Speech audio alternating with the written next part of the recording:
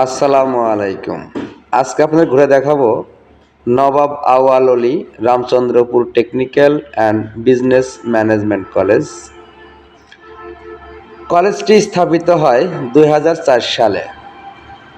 কলেজটির প্রতিষ্ঠাতা মোহাম্মদ আব্দুল আউয়াল। কলেজটি চাটমোহর উপজেলার রামচন্দ্রপুর গ্রামে অবস্থিত। বর্তমানে কলেজের শিক্ষার্থীর সংখ্যা 200-রও অধিক এবং দক্ষ শিক্ষক মণ্ডলী দ্বারা পাঠদান করা হয়। কলেজটিতে সুসজ্জিত ক্লাসরুম এবং বিস্তৃত একটি মাঠ আছে।